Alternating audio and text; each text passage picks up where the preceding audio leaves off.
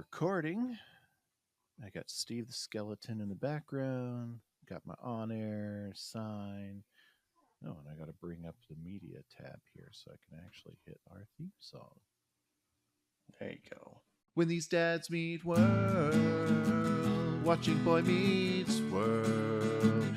We grew up on the show, now we have kids and host a podcast. We watch each episode and then share our thoughts and grades. When these dads meet world. They want you to take the roles. Welcome back, good-looking people. I hope you enjoyed our little break as we dove into the DC world. Well, what was the DC world? Talking about that Justice League. If you've missed that, please go back and listen to. I personally thought it was a good listen. I listened to it again. I was weirded out how much I used the word dichotomy, but apparently that was part of my thesaurus at the time. But we're back at it with season 5, Brett. How you feeling? 5. What's new? How's it going? I am invigorated. It's been a good few weeks off. It's been a busy few weeks off. Uh-huh. I had we got school has started. We've got first Friday night football game, which means first marching band game. I had my annual mancation and my fantasy football league of record draft. This is year 23. No. Nice. Yeah, 23, 22, 23. It's run together. It's been that long. We started in 2002, so. Yep. Yeah. 22 years. Yeah. Saw Deadpool and Wolverine. Ooh, very nice. Finished up Ted Lasso, so yeah. Haven't started that. I just finished season 3 last night after I found out, knowing season 3 was the final season, and then found out yesterday that apparently they have locked in primary actors to return for a season 4 that was not initially going to happen. So, Is there really such thing an end to a TV show at this point? Not anymore. If they came out with another season 5 years from now, we'd be like, this was always the plan. Well, see, Bill Lawrence, when they were getting ready to launch season 3, said flat out, this will go as long as Jason Sudeikis, Ted Lasso himself, wants to go. And apparently season 3 had been it, but I guess he wants to come back for more. So, but yeah. Good looking people, even if you're not a soccer fan or football, if you are from across the pond, it is well worth your time to watch it. It's only like 36 episodes, but it is it will tug at your heartstrings. It will make you laugh. It's a lot of fun. So Tyler, how have your few weeks off been? Oh, to say that they've been busy, Brett, is an understatement. You may notice I am still technically in my studio that I was chit-chatting about before. You will also hear, good-looking people, some tired noises coming from my background because currently we're trying to podcast. The wife is trying to get home because she has a very busy job. She's back to work. So life with 3 living babies is a hoot and a half is a good way to put it right now.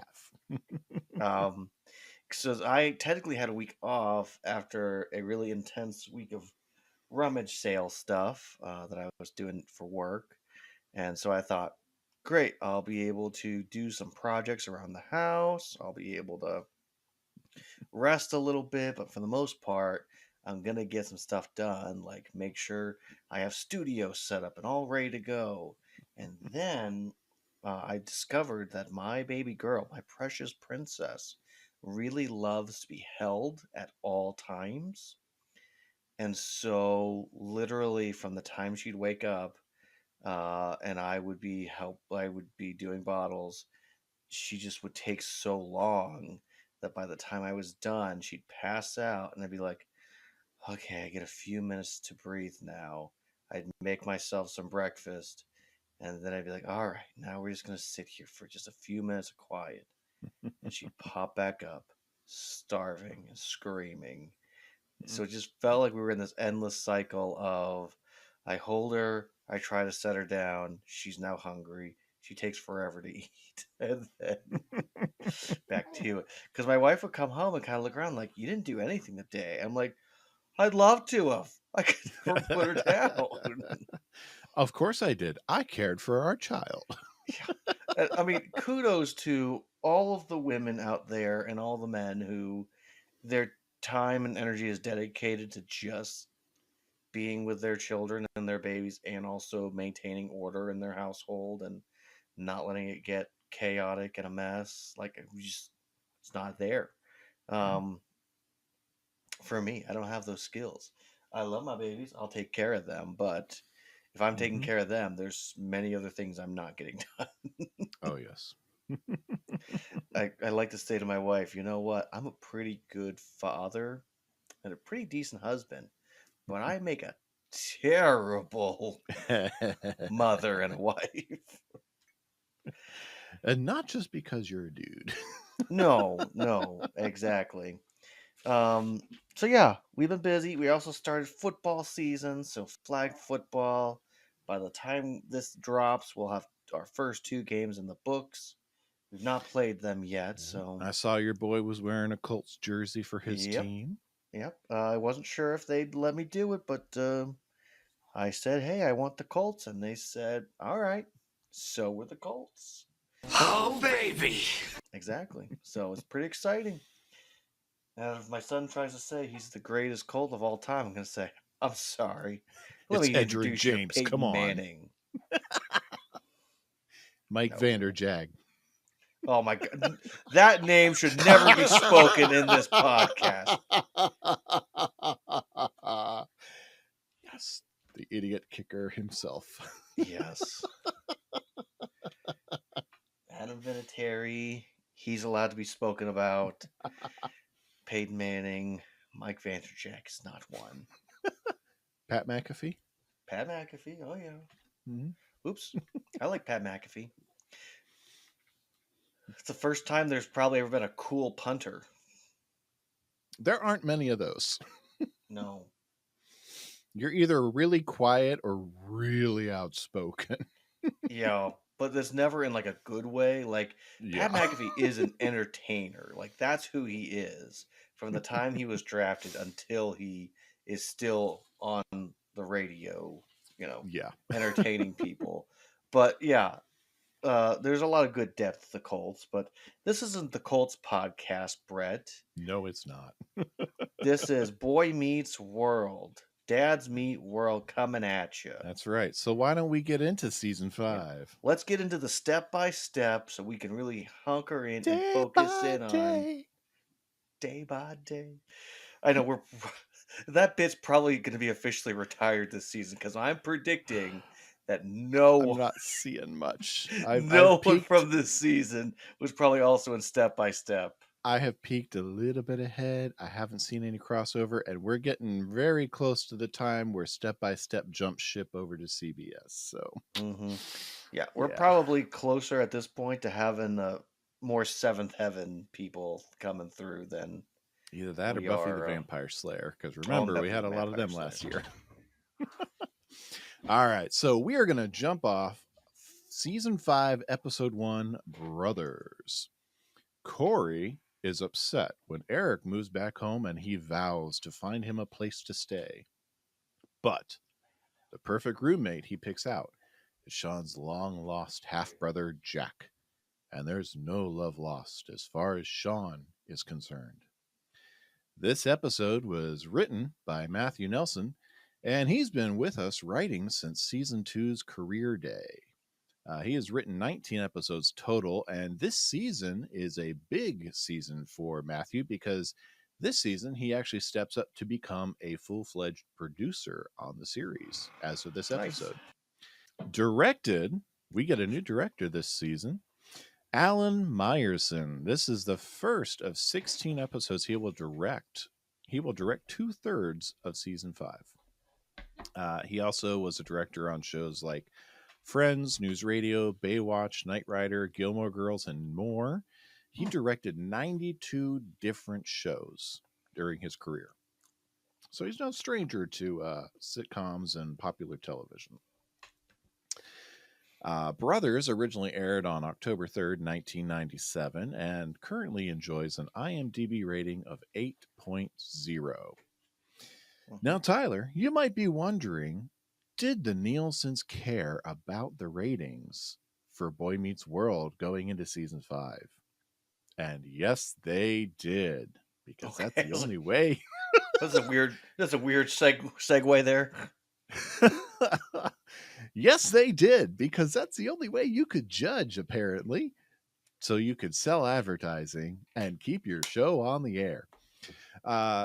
Previously, our season 4 finale, Learning to Fly, had a rating of 12.08 to end season 4, beginning of the summer of 1997. Tyler, where do you think season 5 started? What do you think the high water mark to start off with was? Well, okay, hold on. Have we officially hit 100 episodes in the Of show? Boy Meets World. Let me do some quick math here. No, this would be episode 90. We Okay. won't hit 100 episodes until a very Topanga Christmas. I was gonna say, if it hit syndication, then technically their audience could have grown very quickly overnight. 'Cause that's that weird thing with TV shows back then. Once they hit 100 episodes, they could then go to syndication, which is typically when a lot of shows would like get a giant bump and then. Yeah, your goal was 100 episodes if you hit if you were a network sitcom or drama, scripted drama, because you really didn't have a lot of reality TV and unscripted shows. Your goal was 100 episodes so you could get sold into syndication and basically live off residuals. Typically, the way that they were structured, you'd hit 100 episodes midway through your 5th season, which is what we'll do here. Well, that's the funny thing about like the show like Big Bang Theory is they hit syndication and literally kept getting played a bunch of places. So every time you would go to a regular TV, as I'll call it, all of a sudden like, oh, hey, Big Bang Theory. I guess I'll watch 5 it. nights a week. Basically. And then you go turn on TBS and it's like a marathon of 6 episodes. Yeah. Well, we were watching Big Bang Theory before Grayson was born for that reason. Not sure what episode we were watching, but I remember watching Big Bang Theory. Yeah. So back to the Nielsen's. We finished up with 12.08. What do you think season 5 started with? You know what? I'm going to be optimistic, Brett. I'm going to be optimistic. I'm going to go with 15. 15. Well, I can tell you that nowhere in season 5 do we hit 15. I can tell you there is one episode that gets just over 14 and a half. We start off, Brothers is 12.14. I mean, that's right. It's a little bit higher than season 4 ended, but it's not a significant drop. That's very good for Boy Meets World as their health as a TV show. Well, and I think at this point they officially were established in a later time slot anyway, were they not? Actually, if I'm trying to remember if they were 8:30 at this point or 9. I think they may have been 9 at this point.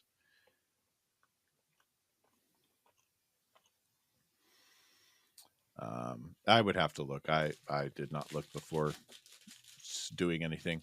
I think we really should chart this and figure out conclusively what time slot they were on when. Yeah. I mean, I remember as a kid, I think, if memory serves me, back when this season aired, because I do remember watching this season as a kid, like it feeling like it was old, like it was late, and this was like the last show we watched before we went to bed. So it was late enough that as a kid, my parents were like, "Okay, you can watch this episode with PJs on. The moment it's done, you're off to bed."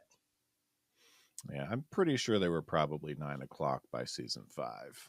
especially once we get to season 2 or episode 2.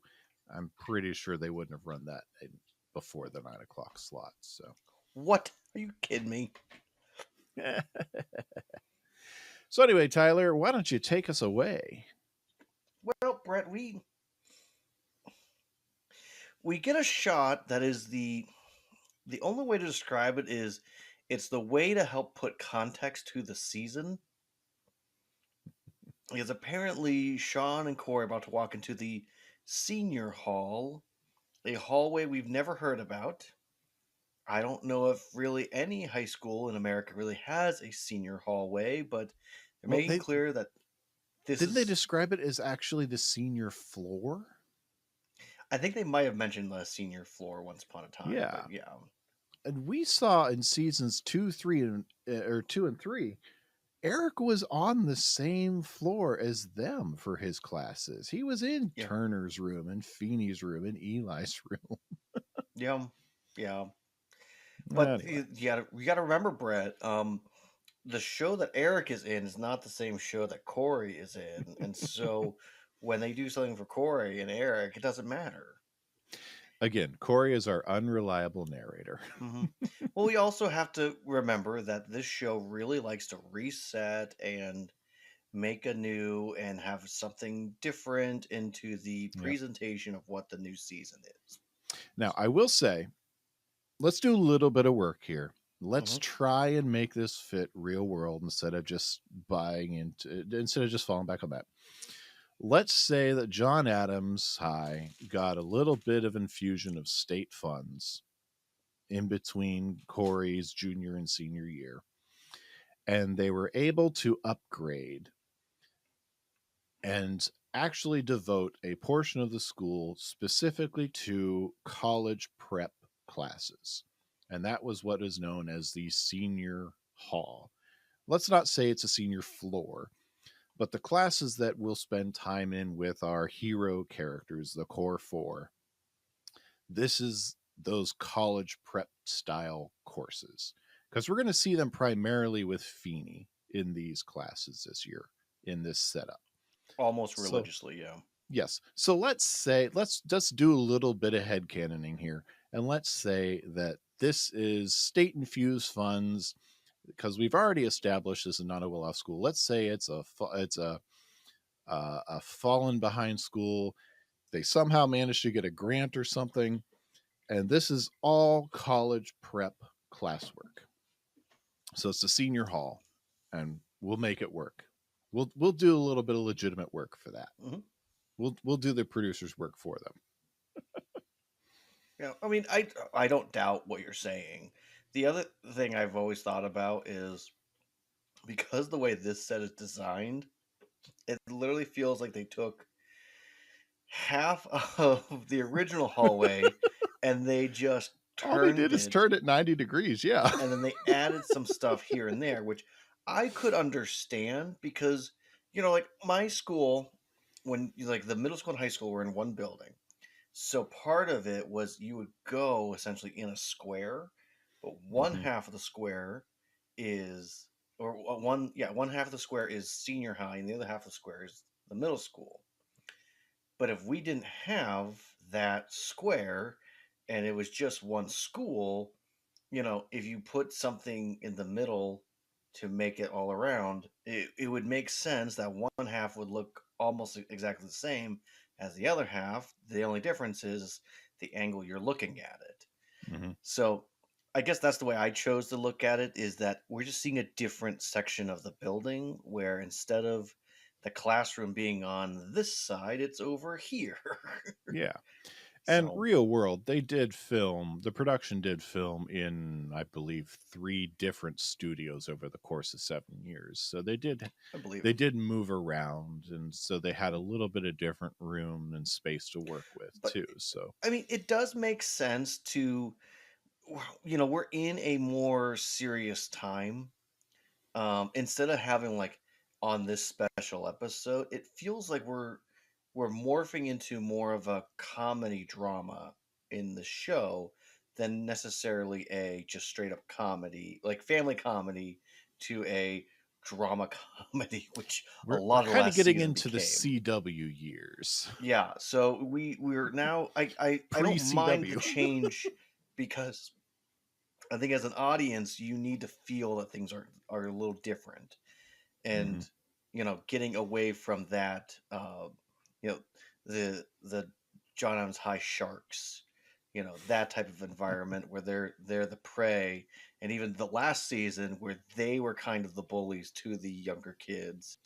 We're in a Yep. different section now where they aren't dealing with younger students. They're only dealing with their peers, and that's it, which is not a bad thing. No, no. It was very unsettling last season when randomly a seventh, quote unquote, a seventh grader would appear, and you'd be like, "Why is this child allowed to be with these clear adults?" Yes. Yes. Which, Oh, before completely we aside, that's going to be interesting in our school district because middle of next school year, the new building opens and it's going to be 6th through 12th grade in the same building. Mhm. Before we go too much further, Brett, I do think we need to address something. It was recently made. A statement came out recently that Daniel Fishel, who plays Hmm. Topanga Lawrence, has cancer, and so I think we need to state that as fans of hers, as Topanga, and also as a person, we pray and hope that there's nothing but speedy fix and recovery for her, and Hmm. that even though it's treatable, we know that doesn't mean it's going to be any easier on her. So you know, just so you know, Daniel, we are praying for you and hoping that everything goes well. And we really appreciate the work you did. Um, Also, we definitely think you deserve better for a lot of the things that keep popping up. As much as we love this show, we feel bad how much you were just there. And, you know, you did amazing just being there and adding more to just there. Yep. So, Looking forward to be able to cover more than being just there from the season on. yeah. Well, and one of the highlights I will say that about Girl Meets World is Topanga became almost a Feeny-esque character. I did really like that for her. Hmm. It was a natural progression for her. So I think we can give some praise here and there to Girl Meets World. I think we can give some flowers here and there. Yeah, I mean, we got to mostly give credit where because credit's due. of Daniel Fishel in general, though. So Yeah. yeah, so speedy recovery and Yes. nothing but prayers from here. I'm good. Hmm. Honestly, the woman is Topanga, the character, the person behind her is incredible. So it broke my heart when I heard this. So, Yes. Yes, um, it did. So. but if we can get back into the drama that is this moment, Brett, I think we can finally talk Oh, about baby. the opening scene, and that is Cory and Shawn hanging out in front of the senior hall, and the Hmm. two of them take a moment, and then they walk in together and are just blown away by the majesty of this room, Brett, this hallway. And it doesn't feel like it's high school. This is this is a hormonally driven teenage boy's fantasy of what senior year could be. Yes. Completely easy, no work, good looking women in bikinis running around, giving them everything they And, could want. and Feeney, their servant. this is still Philadelphia, Pennsylvania. It's climate controlled in the building. It's a fantasy. It's a shared fantasy. They Yeah. have the same identical fantasy. Cory and Shawn do that a lot. Yeah. Um, Feeney gives them frozen frappuccinos. He's yeah, getting ready to Feeney's serve them in a prime butler's rib. costume. I'm curious what happens to the boys in Feeney's fantasies since he gives them that little one off. I think, and then there was Shawn would give us a clear indication. Yes. They graduate in one day. Yes, they've worked hard, and They now put this in is a their hard reward. day's work. Yes, I do love that Topanga strolls in, being carried by. I The laughed at this. Roman Like there are servants. 5 really buff dudes, and then one guy who's really lean and really stands out. I gotta say, it's a little bit interesting that in Cory and Shawn's shared fantasy, Cory's girlfriend is being escorted around the school by 5 dudes, shirtless dudes, who are much buffer than Cory, to Mm-hmm. carry her about wherever she wants to go. Uh-huh. I mean, in Corey's mind, she is a queen, and Shawn accepts that understanding as well. Yep. It does make me wonder who became homecoming queen. That's a good question. We Mm-hmm. never do get to see that on screen. No, homecoming's never a thing on this show, even in No. college. So yes, apparently the lunch schedule is prime rib. I could dig it. You know how tax dollars spring for the best of the best type of food. Clearly, the boys don't understand state-funded schools. Yeah. Why don't they just say your lunch is lobster? That's more believable. Well, this is still Philly. Yeah, that's true. Yes, and then I do love that Feeney walks over in his cap and gown, and it literally is the same cap and gown we'll see him in later on. I tagged that. That is the one we will see at the end of the season. Mm-hmm. So Saving on budget there. So in their fantasy they see Feeney in the exact robes, so they've seen him before in those robes. Oh yeah, they were at Eric's graduation. This is a subconscious thing there. Yeah. So yes, and then the bell rings, and they're back to the hallway as we will know it from this point forward. The only hallway they hang out at. But I do love they established there is a couch in this hallway. Yes, very So comfortable. there's not just a bench, random bench that goes in and out. It's just an actual couch for them to go and sit on. And I have to assume that that couch is so gross. I wouldn't sit on it if I were in the hallway.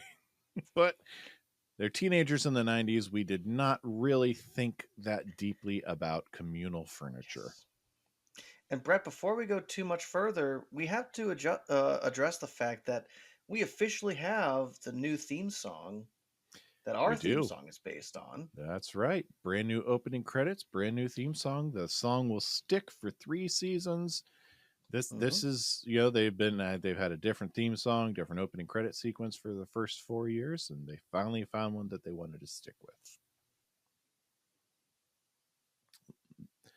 They'll adjust the actual credit sequence next season when Rachel comes on, and they'll add Rachel and Angela to it, but the song will stay the same. Yep. Well, I do like what I like about the opening credits now is it does feel like we're moving away from the family aspect, and it's really into the what does it mean as you're growing up? What does it mean as you're a senior? What does it mean as you're a freshman in college? You know, you're not so much relying upon your parents. You still have them there, but how can you keep moving forward in the world? And what does your relationship look like now as you're more getting into that adult phase of your life?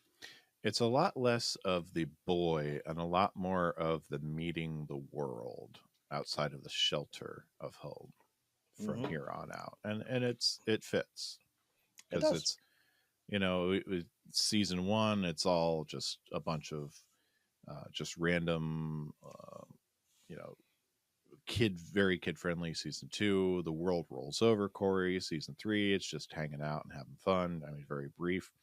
Season 4, just venturing out from home with friends and thinking about family. But season 5, it's just the core 4 and a couple other people. It's Alan and Amy are nowhere to be seen. Yep. We get then the next actual real scene of the episode, and that is Cory and Shawn hanging out in Cory's bedroom. And it looks really big now that there's no bed in it. It does. It's deceptively a large bedroom. Looks like you can have a dance party in there now. You could. You could hang a disco ball in there. Okay, so here's my thing. There's no beds in there right now. So where do you put the beds? 1. 2, where did Cory get the money for a queen-sized bed? He was helping the mob. The show goes out of its way to show that Cory doesn't have a job. They show when he gets a job. So where does he keep having all this money to use for his girlfriend and all these dates, hanging out with his buddy? Where does he actually get this money from? Does his parents just allow him to have whatever he wants? Or is he quietly working at his dad's store without the show saying that? Because that's the only way Yeah, I I'm could going to go possibly with see. that theory, especially over the summer. My deeper question is, why did Cory feel the need to go from a twin bed to what looks like a queen size bed? Uh-huh. Well, and the other thing is that he could easily just take the two twins, put them together, save money. And if he really wants to be an accountant, that's how you do it. You get a little mattress topper. You don't even know that you're sleeping on 2 different beds at once. Now, to be fair to Cory, would you have wanted to smash your mattress and your older brother's mattress together? I wouldn't have wanted a bigger mattress at that age. I mean, I fully understand, as he has a girlfriend, of why he may want a queen size mattress, but why Cory feels the need to have one, I don't understand. Hmm. Yeah.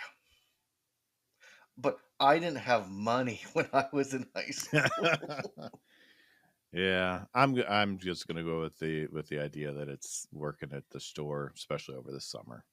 You know. Either he saved up or Alan and Amy decided, you know what, you guys have had those beds since you were in 6th grade. It's time to upgrade. Yeah, I mean, if Alan and Amy actually are the ones that bought the mattress and said, "Hey, you've had your mattress for a long time, you're starting to outgrow your mattress," I could also understand that.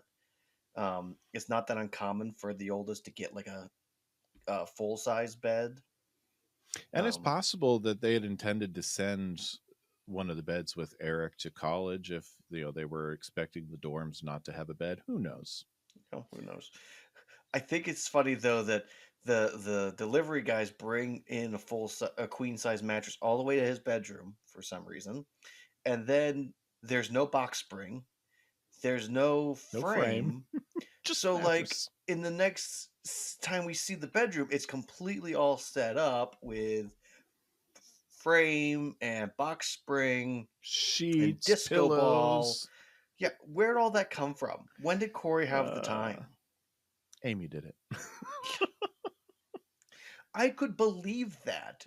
Just don't show us if they would have just showed that there was a box spring and a new frame, and they were just waiting for the actual like mattress to arrive, that would be completely understandable.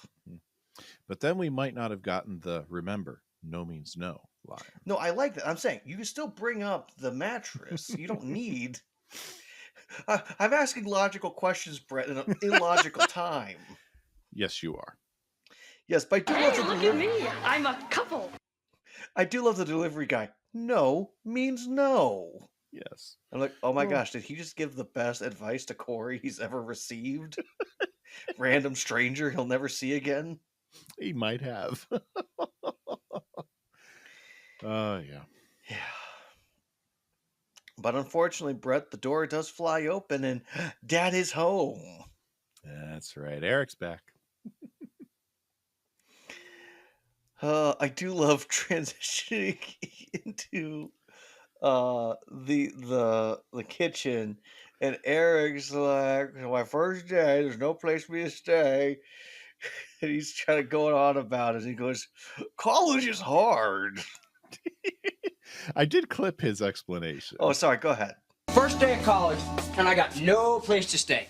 Show up at the dorm, I say, "Excuse me, ding ding, front please, Eric Matthews." I go here, where's my towel, where's my room? They tell me I'm not on the list. Like there's a list.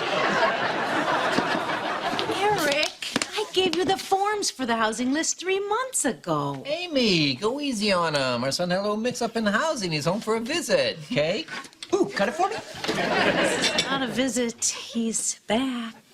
Why isn't Mommy happy to see me? I am. It's just sometimes you scare me. I mean, how are you supposed to do well in college if you can't even fill out a housing application? Oh, it's worse than that. Check the wrong box on another form. Now I think I'm an Eskimo. I give up. Oh, go on. Relax, your mother. How are your plans? Well, I thought I'd hang out here. This little housing snafu works itself out. College is hard. Is this the first time we're seeing Amy in jeans? I don't think it's the first time, but it's definitely not a common dress choice for her. Right. I'm pretty sure we've seen her in jeans at the store. Maybe. I just feel like she's normally seen in like dress, skirt, capris, but not so often, or at least not a focus on like her looking. I don't know how to say it other than like less like put together mom, if you know what I mean. Like she's just allowed to just dress comfortably, Mm-hmm. and so I almost feel like there might be even a desire within the show of making mom and dad look less dominant, I think, in their lives, less like that they're above their kids and more on an equal front. They definitely play up the friend connection with Alan and Eric a lot more this year. Yeah. Alan Alan has to relearn that he has to let his son go this episode. They really backtrack from one episode prior, 3 months ago, to this episode, and it's kind of a. Now, granted, you and I took 3 weeks off. In the original run, there were about 4 months of air, May, June, July, August. Yeah, there were about 4 months of dead space in between. But there's a lot of backtracking on the tough love that Alan had given Eric at the end of season 4 to push him to what we see here. And there's a lot of regression from the growth we saw in those last couple of episodes from Eric to the Flanderization that we're seeing here. And I mean, it makes for a good story. It works for the episode. It works for the story. It just, in the arc, it's one step forward, a huge step back, and we got to start over again. And it's part of the soft reboot. It just, it gets a little repetitive sometimes. Well, and it does also make you wonder, Brett, did Eric also temporarily go back to working at the store there just to be an employee to help his dad, not to be his partner, not with responsibility, just there to do basic tasks? And maybe Eric and his dad just got back into kind of a groove again of where their line of interaction was a little bit more clear, and so their relationship, their friendship was able to blossom more this go around. Very possible. That's a very logical explanation. We didn't. The see show them over doesn't the summer. show that. They don't even tell that. I mean, in TV, you're supposed to show, not tell, but they don't even tell that if that's what happened this time. Then we get a really, I'm going to say, is the low point of the episode. Because Cory and Topanga are laying on Cory's bed. Topanga is positioned herself in a way of saying, I know she says directly, but she's positioning herself to be like, you need to be over here making out with me. Why aren't we making out on your big bed? Room, the candles are lit, the door is shut. Yeah, and so Cory's like, no, once I know for a fact the moment we start kissing, Eric's gonna walk in, that's what's gonna happen, and Topanga's like, kiss me. Which again feels weird for Topanga, but okay. We're seniors now. Yeah, she tries to say something to the effect of, Eric, this is no longer Eric's room, so he'll respect you for that, which is total talk coming from someone who's not someone middle, who doesn't or even maybe even have a ever sibling. shared a room. Someone who doesn't remember that Nebula exists. Yeah, exactly. And so they start kissing, and who walks in but Eric? Your room. Your room. Your room. I do love that so much.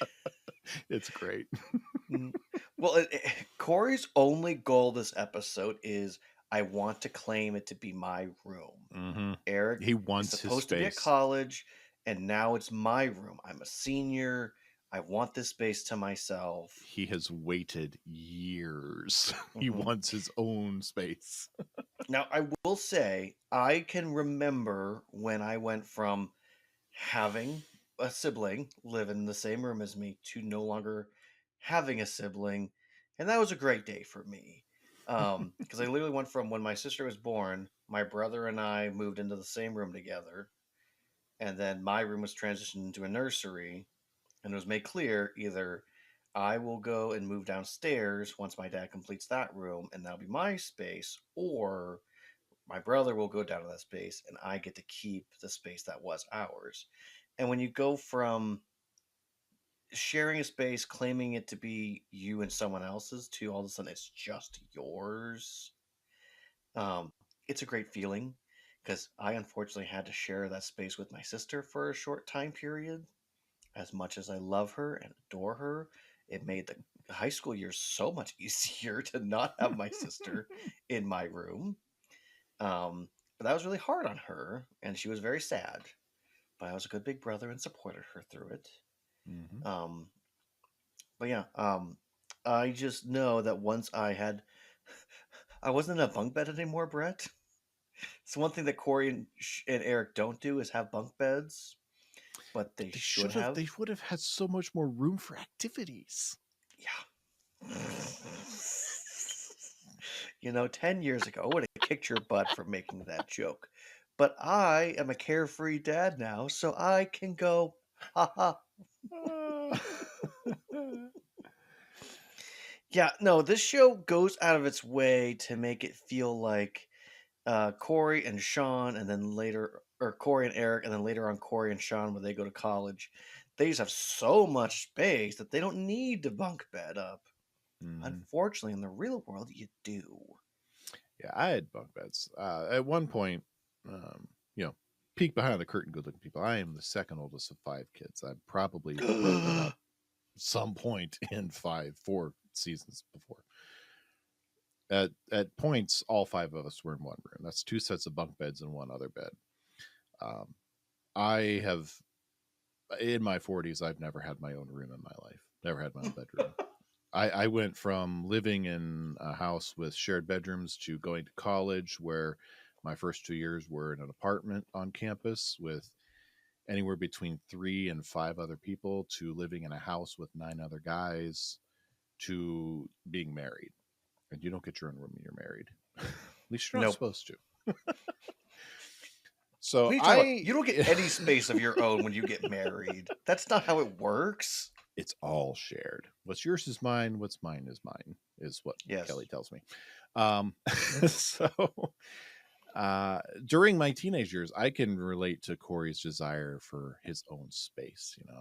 It's as a teenager, I used to dream of having my own space, and that's why during the summer I'd take my tent and I'd go camp out in the backyard. That was my own space during the summers. That was my room. But yeah, Corey's been waiting for it for a long time, and then Eric decides to insert himself on the bed. I think you mean Big Daddy Rock inserts himself. Big Daddy rocks. Eric. Big Daddy rocks. Big Daddy rocks. And Topanga's oddly into it. Yeah, Topanga is very much into Eric lifting. I'll go with a 10-pound weight to be Yeah, it's not kind. very. He's curling 10 pounds. I mean, Yeah, come on. she's somehow impressed with it. Yeah, I don't know why. I don't know why they had her do this. It doesn't feel like the Topanga that we've known for quite some time. no. I feel like her face should have been a little disgusted. Yeah, she should not have been excited by that. I mean, the implication is that Topanga was already wooed Mm-hmm. and interested in something, and then Eric was doing this, and thus she was already in a weird state, so she decided, I should go. Things have gotten weird. How now? Yeah, so Yeah. I don't know who Topanga is this season so far, but I don't like it. Yeah, we'll have to keep watching. Yeah. Again, not Danielle's fault. It's totally writers and having her do things that doesn't make a lick of sense. Yeah. But But anyway. also a weird transition, Brett, is I don't know what time it is currently. I had the but same thought because two- Eric's going directly from eating cake after telling mom and dad why he's not at college. Topanga leaves, and then Eric and Cory immediately turn in for the night. Are they Yes. turning in really early? Is this a school night? What's going on here? Yeah, Cory says, I'm dedicating my whole day tomorrow to helping you find a place. So did your school not start yet? Was the little bit beforehand a precursor Was or freshman orientation on a Friday? right? Now, I will say when I went off to college, and again this was 2010, which somehow was over 14 years ago, but um I remember we did an orientation weekend. So like you came and like you were there for like a day and like you did a bunch of the stuff, filled out a bunch of paperwork and took care of a lot of things like your schedule was set. Like you met with different professors and you got to sit on and experience maybe what a class would be like. Like you did a bunch of different stuff that would help you in that first initial get to. And so it just bothers me that for whatever reason, this grouping didn't do that. But again, this show doesn't care about context. Well, see, people like Eric are the reason you guys had that. It's true. That and the fact that I don't believe Michael Jacobs went to college. So, What? from what I understand, Michael Jacobs didn't go to college. But all he talks about is how you need to go to college. We can't stand for this, Brett. We need to know right this moment. This can't be a I think so, I might. We need to know. So you need to talk about the next scene because I have to. All I'm doing is looking up this right this moment. uh, anyway, yeah, where are we at? We're transitioning to the next day where we're at Chubby's. And Cory and Topanga are looking. He's been showing places where Eric is very particular. And he wants an avocado fridge. He wants he wants an ocean view. It makes sense. Yeah, it makes sense in Philadelphia. And Cory's very testy, and Topanga wants him to calm down. And he's just not having it. And she says he needs someone to just walk in, say, new in town, I'm looking for a roommate. And Cory says, if you love me, you could make that happen.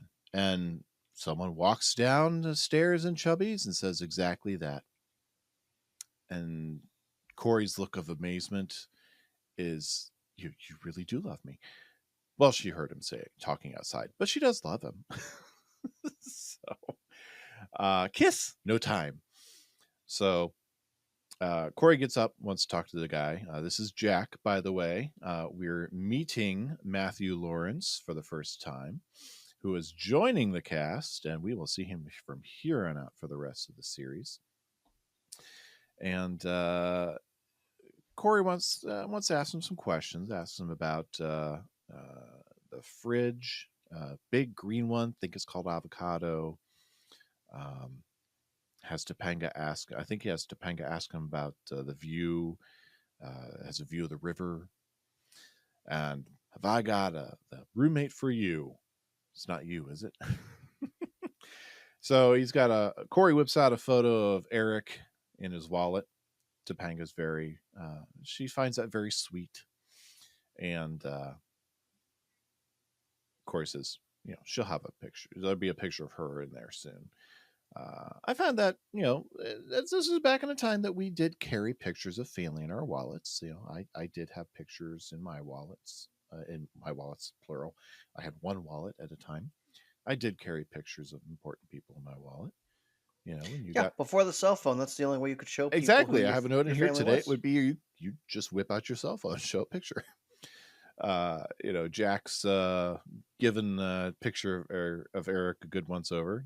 Might be a little competition for ladies. Nah. And Cory is just so excited that everything's going right, and then Shawn walks in. And it turns Decides out to ruin everything. Yep, turns out that Jack is Shawn's half brother.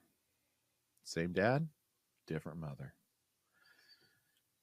And this could put a damper on the plans. Did you find anything about Michael Jacobs? I am not. Well, first of all, there's plenty of people named Michael Jacobs who is both professors and attended college. However, nothing about our Michael Jacobs.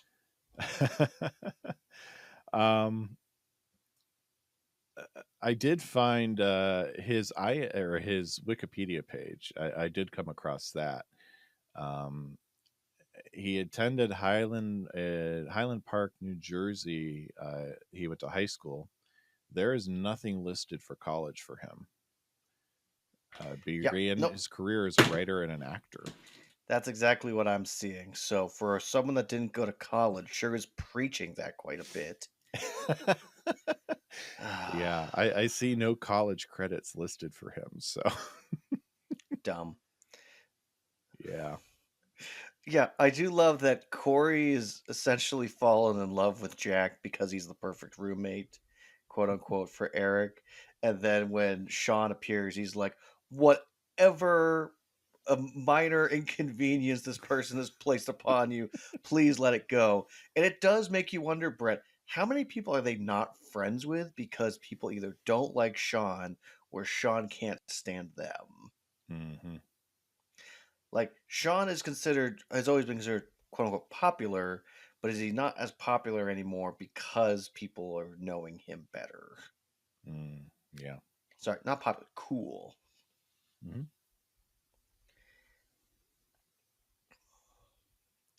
So yeah, an interesting introduction to our friend Jack Hunter, Matthew Lawrence, if I do say. Yes, it is. And, just as an aside, fun fact, this episode was actually produced second this season. Really? Episode 2 was produced first. Yeah. Interesting. Not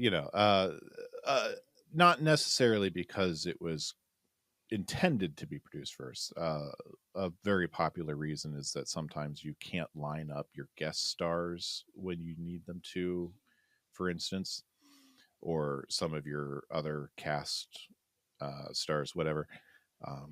And based on the story, I think there's a lot of stuff that's out of order production wise this season too. And I'll show you the list later, and I'll put it up on our socials too. Yes. But based on the story, how it lays out and how they're produced in order, I think a lot of it this season is because of getting people lined up where they needed to be. So fair. yeah, I mean, Feeney is literally in this episode for like a minute. I think it was probably him. They probably only had him for an insert because there's not really any crowd reaction during his and Amy's. And well, no, he's in it for the fantasy, so it might not be him. Mm-hmm. There was someone in this episode that they couldn't get right away. So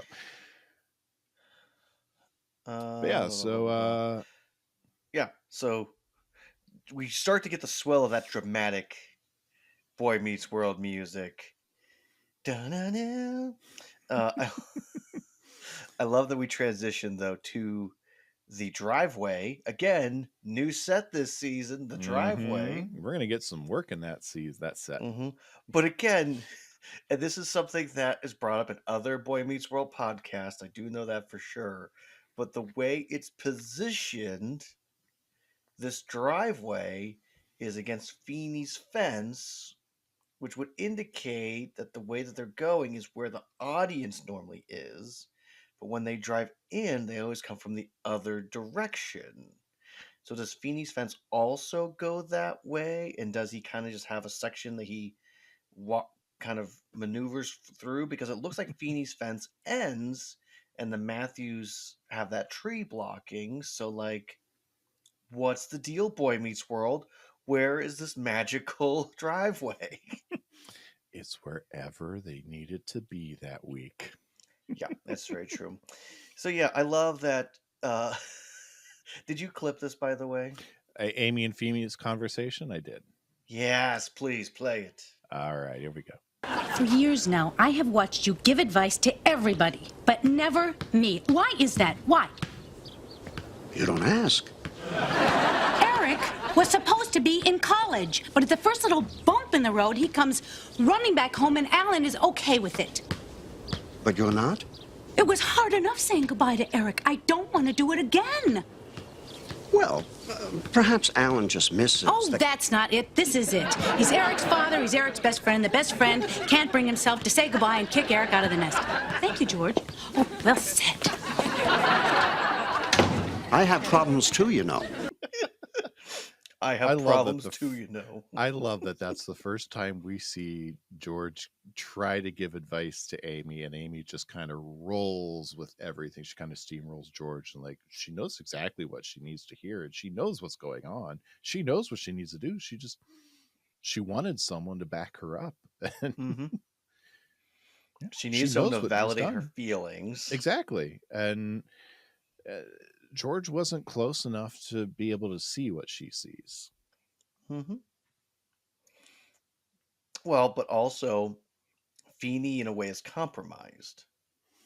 Because Feeney also has a friendship with Eric and allows him to get away with stuff. So the one person so far in Eric's life who has not allowed him just to kind of meander around and maybe not experience the world is Amy. Mm-hmm. But again, who was the person who's trying to tell Cory, maybe you and Topanga need to have some space because maybe this will be healthy for you? Amy. Yeah. So throughout this whole show, Amy's always been a voice of reason, just no one wants to listen to her.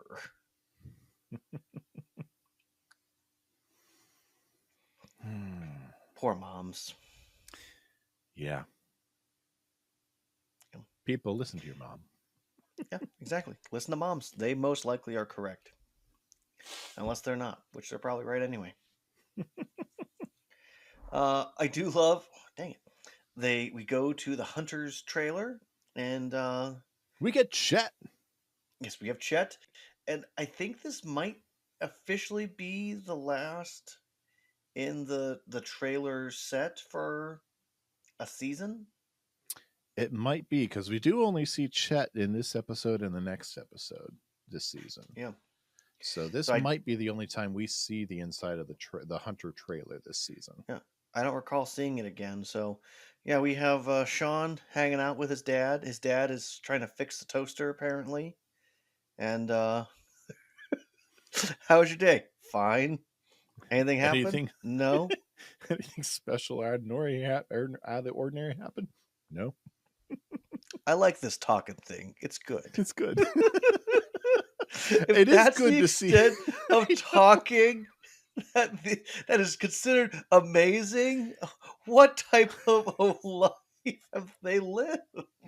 I will say, after 3 seasons of the crap that Chet has put Shawn through, it is good to see even just a beat in a scene of Shawn and Chet doing something in the domestic setting together. It's normal. Yes. Just having normal life together.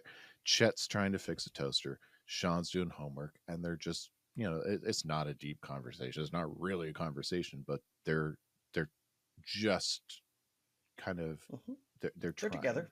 Yeah. They're together. Yeah. No, I mean, I will say that there are people who are quality time, And like my sister will tell me, my husband will just have me come and he'll be working on something and he just wants me to sit there with him while he works on it and I'll just be on there scrolling on my phone and just messing around and he feels so much love because I'm there with him. Mhm. I'm not helping him. We're not even talking, but I'm there with him. Yep. I mean, Chet may just be realizing that that's nice to get that time. It's just being together with him. Yep. And then, of course, Jack enters the trailer for the first time. And it's weird. Okay. Here's what's always bothered me about the. We introduced Jack, and Sean's immediate reaction to Chet realizing who he is Sean realizes it way too quickly, and Chet responds to him, I'm going to say kind of on the normal side, but also it takes him a little bit too long to realize who he is. Yeah.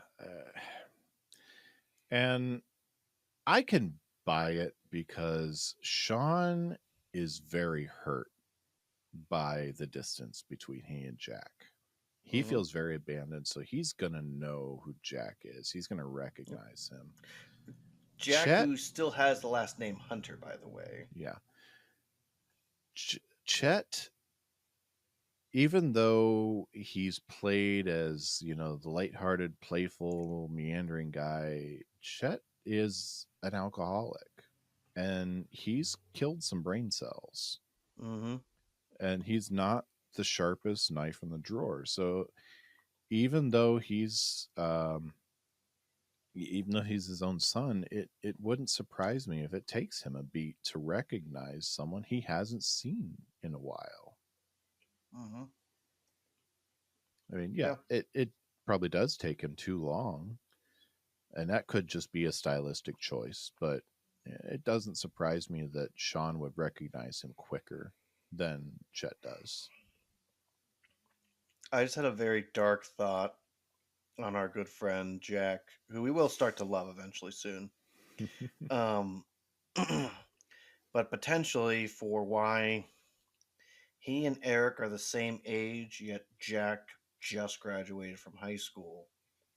Is I'm guessing that Jack probably was held back when he was younger because he probably didn't get the help at home because his father was a drunk and his mother probably didn't take care of herself either, didn't really take care of him very much, and thus was not in a good situation where he could get the extra assistance he probably needed at a young age to be able to grow and learn the way he was supposed to. So there's a strong Hmm. chance he graduated, older than all of his classmates. Hmm. Yeah, very much so. But again, we don't get these type of contacts. No, we have to create them. Hmm. Yeah. But apparently, Jack has a room available if Sean would like to move in with him, Yep. which is a weird proposition to make with someone that you, even though you're considered brothers, Hmm. just meeting and saying, "Hey, I have a room if you want it." And even back in high school, I found it a weird proposition to offer a high schooler to move in with a college freshman. Hmm. I've always been a little bit off on that living arrangement, especially after the years of trying to get Chet to get back home to live with Hmm. his kid and be dad to his kid. That Yep. that living arrangement with Jack and Shawn on their own in an apartment was always kind of off to me. Yeah, but if I'm a betting man, Chet wants to be on the road. He wants to be traveling. He wants to be doing stuff other Yeah. than He's been cooped up domestic. for he's been cooped up for longer than he's used to. Yeah. No, I mean, within storyline, he spent all last year trying to parent Sean the best he could, and Sean potentially doing a little parenting on his own, but at Hmm. least he was with his parents. His mom took off again, is what it appears like. So I'm assuming from Chet's perspective, he thinks Jack can do a better job of watching over him and protecting him and helping him than I can. And maybe that some of that Pembroke stuff will rub off on him. He'll have two boys in college. Mm-hmm. Yeah, but I do love that Chet is proud of Jack for getting into school, and he does want him to have something. Mm-hmm. It might not be much, but this might be the first thing his dad ever actually gave him. So it meant Yeah. something to Jack. Mm-hmm. So there's a lot of again. There's a lot of layers. This is a plot that belongs in a CW 45-minute show where they spend half the compressing episode it way getting down into all of this, but we got about 2 minutes of dialogue. Yeah, this episode is really hurt by trying to cram 2 episodes worth of story into one episode. Yeah. This feels it needed to be a two-parter. Yeah, it really needs to breathe with if they had just focused on Eric's side or on just Shawn's side, this episode would have felt a lot better. It wouldn't have felt so compressed. Yeah. Or if they would have extended it to a second part, it would have felt a lot better paced. We do get to the apartment, Jack's apartment so far. Yes. Apartment and this 3E. is again a new set. Yes, we will see this set for 3 Brett. seasons, baby. We have the hallway, new set. We have the driveway, and garage. That's a new set, and now we have apartment. So the apartment and apartment hallway. Yeah, with working elevator hallway. door. Yes, you're right. So literally, we have multiple new sets. We have 4 new sets here. The production team was super busy this off season. We will never see Turner's set again. Correct. This apartment set was probably built on Turner's apartment set. Yeah. There's some elements in there that look like they were probably recycled. Well, there was always a feeling that Turner's had like a weird, like secondary area, but I always wanted to see what was up those stairs. Yeah. So I think, they probably took and just kind of built back a little bit so you could have that little hallway to indicate clearly where the rooms were. Yeah. We're probably losing a classroom in the process here. 3-bedroom apartment feels really big for college students. Well, it's not campus housing. This is off-campus housing. But okay, but if we look ahead an episode, there are people from the school that are in the apartment building, but then the next season there are people not from the school. So there's been a confusion over, is this a college apartment that isn't necessarily attached to the school but students use it, or is it just a general apartment building, Brett? I have always interpreted this as off-campus housing, or not attached to the school, because Jack has to find roommates, and he talks to Shawn about carrying his part of the rent. If a non-student can live in the apartment, it is not campus housing. Right. And if he has to carry Shawn's part of the rent, and Cory is trying to sign a 1-year rental agreement, this is traditional housing for someone in the city of Philadelphia. This is just a regular run-of-the-mill apartment. Yeah. But there are other college students using the apartment building too. Yes. So. Which, it happens. They could have a deal for college students. Yeah, maybe maybe an alumnus owns the building and they work out a deal. If you're a Pembroke student, they give you a discount. Oh my gosh, what if it's Bill Cosby? What a dark joke for our podcast. It's a dark show now, Brett. We haven't hit the alcohol episodes yet. I know. That'll be interesting. I don't even know if that's available on Disney Plus. Anywho, I might have to watch that one on my DVDs. Yeah, to bust out the old PS4. Yeah, so Eric and Jack are officially meeting each other. Yep. Cory is just so awkward in this moment because Which, he by the desperately way, wants the two of them to like each other. once again, we see Cory's realtor side has come out throughout this episode. Yeah, I forgot to mention that. yeah, no, Cory should not be a teacher. We agree with that. CPA or realtor. I do love this back and forth between Jack and Eric. You smoke? No. You like pets? I have a I hard can enough barely time keep taking care of track of myself. myself. But I have 4 kids. Cory's laughing this. Such an awkward laugh. That has to be an actor's choice. I can't not envision that not being an actor's choice. Yeah. I do love they start this little running where they'll be like, I have this question for you. 1, 2, 3. Because they go like favorite color. Same 1, thing 2, on 3. 3. Blue. Favorite movie on 3. 1, 2, 3. Godfather. Part 2. Part 2. I don't get him. I don't like him. I like that. Eric's like, yeah, I don't think I like him. Also, Jack, whenever he sees the picture, he goes, "Oh, he's a good-looking man. Oh, he might be competition." Nah. Yeah. Yep. That's his thing. Yeah, I do. Cory takes this kind of sorry. I read a line and then I go, "Oh yeah, I should talk about that." I read another line. Oh my gosh, I should talk about that.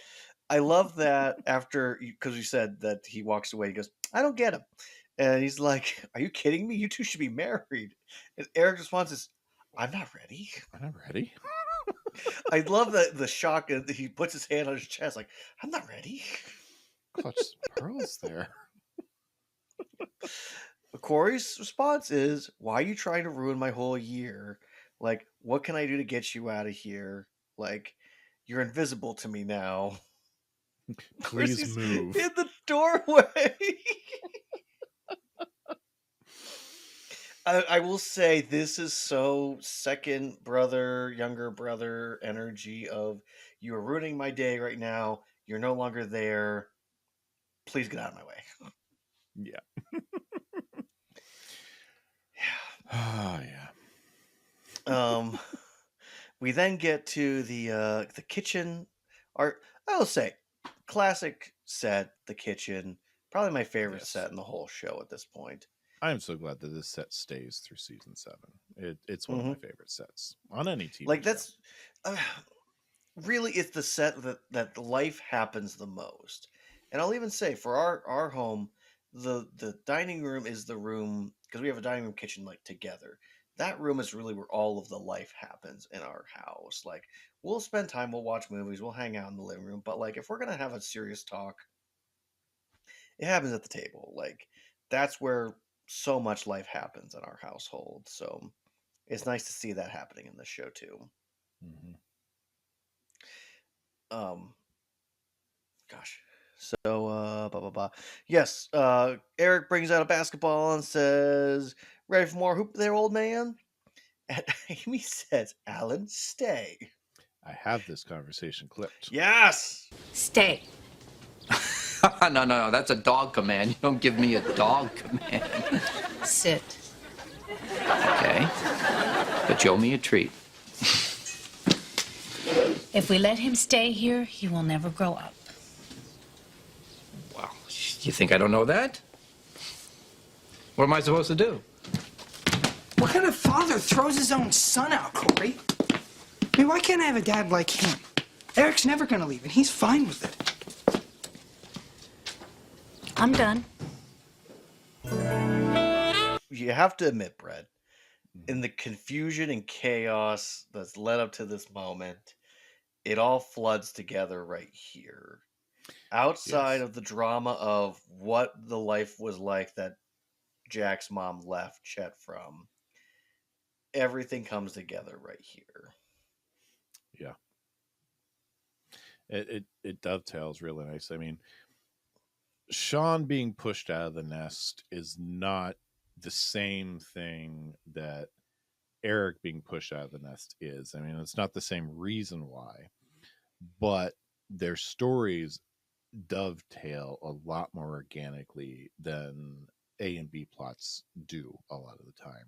Mm-hmm. And for it to happen right here in the kitchen, yeah, it's 1990s forced storytelling, but for for Alan, there is no other way that anyone could have put it to him that would have gotten through to him as Mm-hmm. as powerfully than to hear someone else that he looks at as another one of his sons to say, I wish my dad was just like him and I'd never have to leave home. Yep. That stings a little bit. Yeah. That his love has blinded him to and made clear that he lets his kids get away with stuff Mm-hmm. that he shouldn't let them get away with anymore. Yep.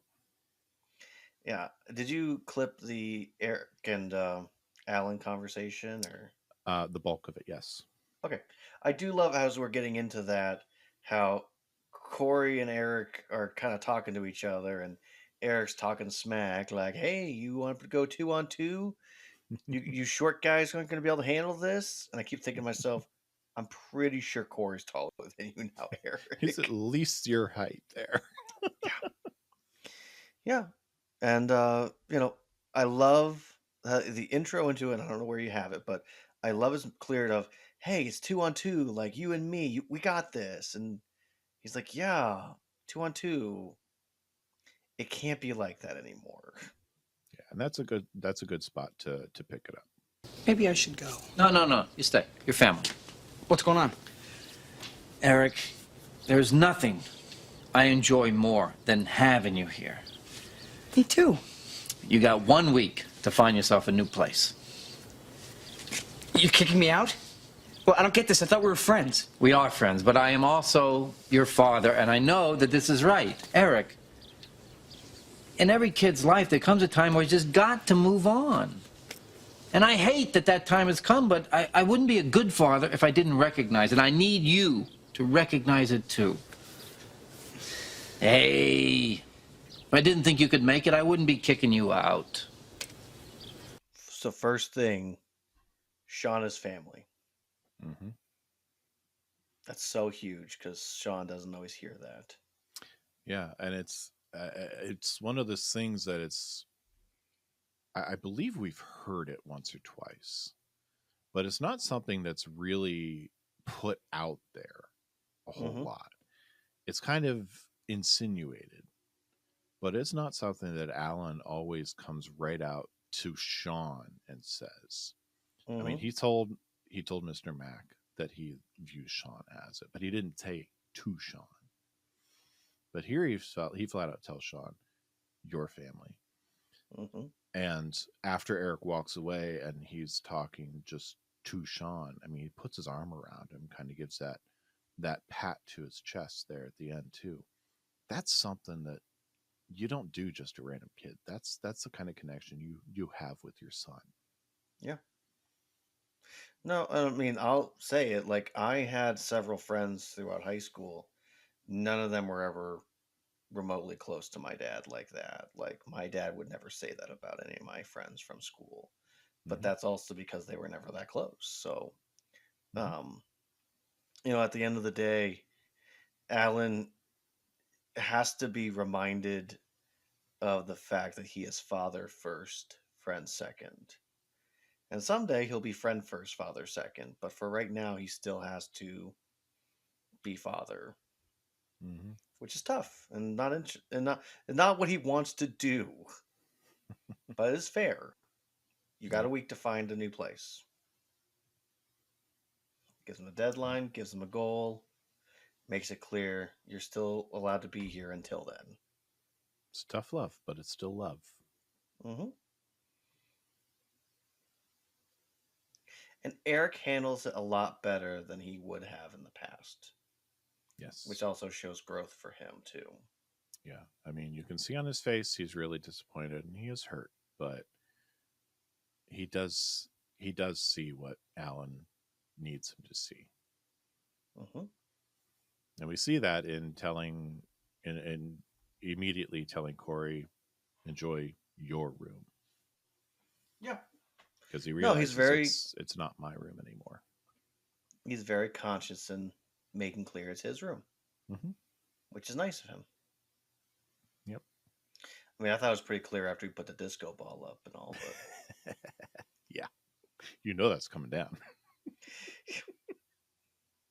I do love that the next scene is them in the hallway, the now what I'm going to call is the famous set, the hallway set of the apartment building, slash going into the elevator. And I love that Chet's complaining. Can't believe you gave Alan Matthews half the credit. For my idea. God, You he just helped just me helped me to see it. see what you were saying. It was your words. He just helped me to see what you were saying. Yeah. But it is nice of him to say that his dad is a good dad. Yes. Yeah, it's very I mean, heartwarming that after he told his dad he's not much of a dad, it's very important that he tells Chet, especially considering about this idea that you are a good dad. right. Uh, Chet tends to compare himself to Alan, which is not Yeah. fair. He You can't plays compare that yourself. comparison game always throughout this Hmm. show. Right. And I think for Shawn, he's starting to see that in your way, you were a good dad.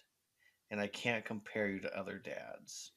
And it is such a slippery slope for so many young people to compare other kids' parents to them. Like, if some of my football players were to compare me and the way I treat Grace, Grayson, to the way I treat, or to the way their parents treat them, that's not a fair comparison, Hmm. you know. And I'm more sillier and more relaxed and more, cool beans with these guys because I can be. They're not my kid. It's completely different when it's your kid. Your kid, your kid, your kid. Right.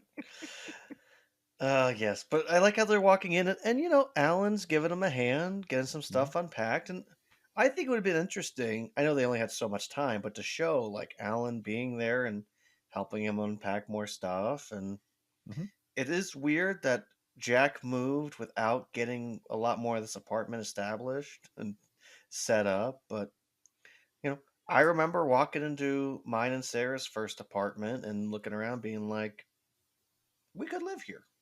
Yeah.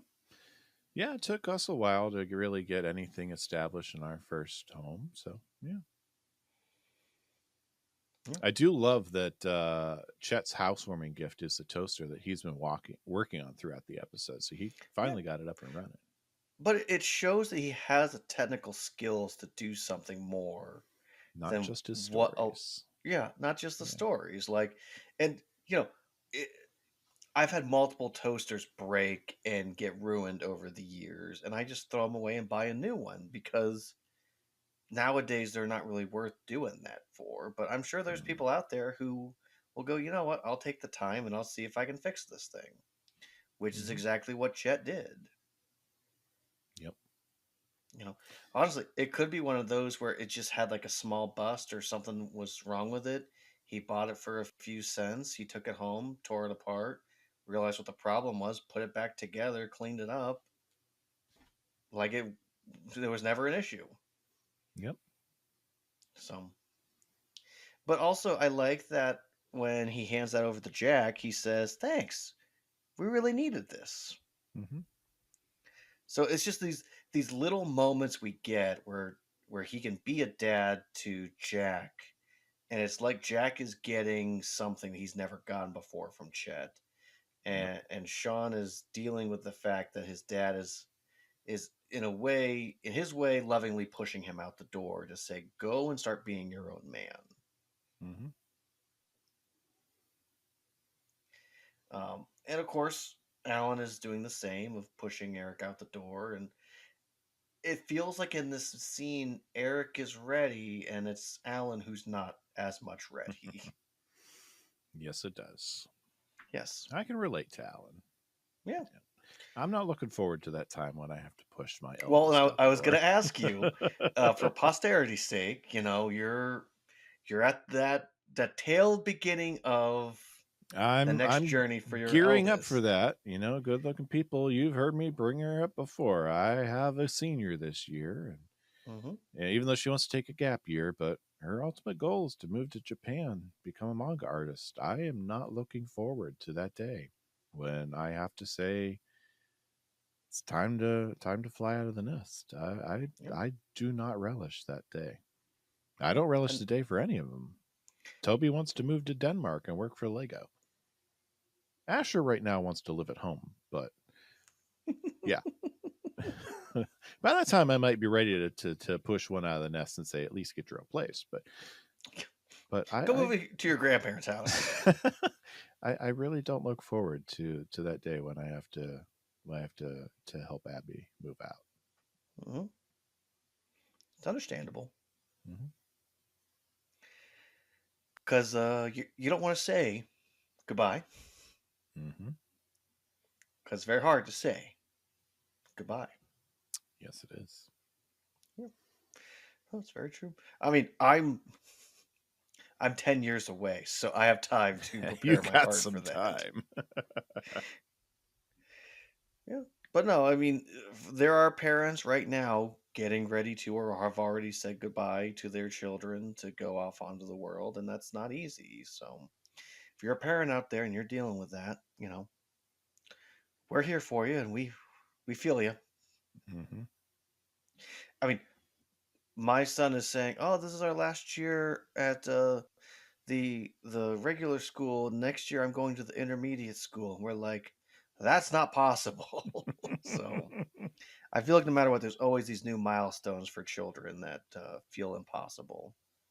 Mm-hmm. So, yep, Alan and Chet are starting to walk themselves out the door and kind of just giving each other a little bit of comfort of like, okay, we got this, and our boys are going to be okay, and we're doing the right thing. Mm-hmm. In so few words. Yes. Yes. But do you have any of the Cory and Eric stuff clip, by the way? No. That's all right. So basically, yeah, Cory. At one point, Cory comes out and says, "Standard 1 year lease. Let's make it 3." And technically, we do have 3 years of people living at that apartment We do. in real life, story wise. And we have Eric basically trying to say, "Hey, I'm sorry, I was, hanging on." And Cory saying, I didn't want to kick you out of my life. I just wanted you out of my room. Mm-hmm. And Eric says, "Oh, the landlord made a mistake. He made 2 sets of keys, so don't be a stranger." Yep. Which is a nice olive branch, I will say, to Mm-hmm. say to your younger sibling, "Hey, just because I moved out doesn't mean you can't come here." Yes. And when you give someone a key, you're saying you're welcome to let yourself in anytime. Yep. Yeah.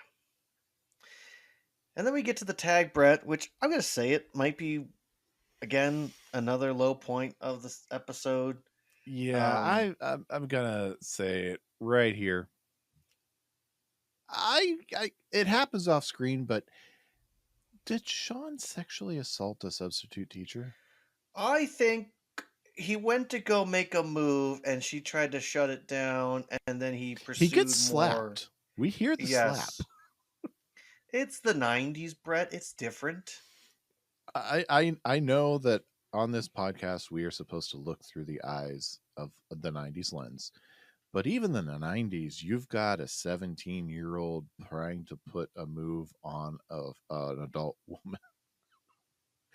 Even in the 90s, that was not a good thing. Yeah, no, he would get suspended for this, rightfully so. Mm-hmm. Which, by the way, that is Miss Valentine. She was in the fantasy. That actress was there. She was one of the teachers. That's Yes. Laura Lynn Peterson. First, this is the only actress that I'm giving credits for in this episode. So, first than and Jack. only appearance on. I didn't give his IMDb because I didn't think to grab it. Wow. I'll give his next week.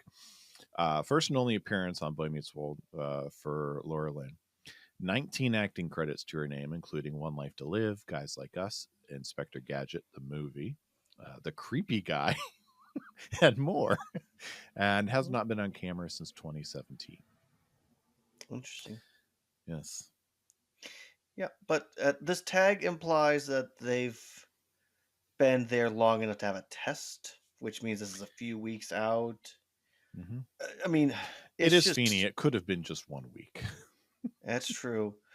But yeah, they kept mentioning fantasy, which Topanga's What really curious fantasy? about. No And fantasy. Cory just says kiss, and then they kiss. And so that's the whole. This is the episode, Brett. Yes. The episode truly ends. Sorry, we're really entering the phase of tags where the tags mean nothing. Yeah. Last season we had a little bit of the tags could mean something, but this now it's just straight up the whatever is the easiest joke to make to send people off with a laugh. That's what we're doing. Yeah, and this episode kind of looks like one of those graphs of mine from my grading graphs where it's just kind of Yeah. No, the worst part of this is when it's in the high school stuff. The drama stuff is quite good, and then also the, you know, what are we doing with our boys and kicking them out of the nest is by far the high point. yeah. Yeah. But Brett, that is an episode. That is, and I believe we have a special guest that we want to bring in for a brief. We do. Why don't we go to that special guest now? So let's do that. We are joined at this moment with someone, Brett, who literally is a senior now. Yes, my very own high school senior that will someday in the near future we will be kicking out of our nest and forcing to move. You want to move across the world, so I don't think we're going to be pushing you like Eric had to be pushed. You have to be very careful on the forms you're filling out when trying to move out of country. Mm-hmm. Yeah, so for you haven't been on the show in a while, so I'm going to let you introduce yourself back to our audience. I don't think you were on our show in season 4 at all. No, I wasn't. No. So for our fans, or the good-looking people who have missed you, why don't you introduce yourself again? Hi, I'm here again. I'm Abby. I'm a senior now. And yes, Abby does have a new cat. We might put the story of how we came to get this new cat in as with the bloopers at the end of the episode. I think that'd be perfect. Or bonus material. So Abby is actually just with this episode being all about first time seniors in high school, and Abby is just starting rewatch of season 5. It was a very fitting time to step back into guesting with the podcast. So Abby, first reactions, first thoughts on freshly off this episode. It was a lot more emotional than I remembered. I was like, oh crap, it's this one. Yeah. So what really stuck out to you? Other than Big Daddy Rocks. I'm gonna be completely honest. I think Chet had very much ulterior motives. I couldn't get past that. What do you think Chet's motives are? Well, get them out, of course, but not. But maybe just like a little bonus. I don't gotta pay anymore. And there goes the cat. Yeah. Oh yeah. So, what do you think of Boy Meets World introducing yet another long lost brother for Shawn? Wait, there was another one? Oh yeah, back in the Flamingo Kid. Who are we talking? When Cory gets the bug to be a newsman and records a gang of thugs in the trailer park that are committing some crimes and are making some serial numbers disappear. Yeah, I And Shawn has to rescue him. completely forgot that they were related. Yeah, his half brother. Yeah. I gotta say, oh, love Jack a lot more than that random kid. Yeah. Now, you don't have to share a room with any of your brothers. Thankfully. But if you had a brother who was in college and came back home and walked in the door and said things like, Your room. Your room. Your room. how would you react? I would kick him out.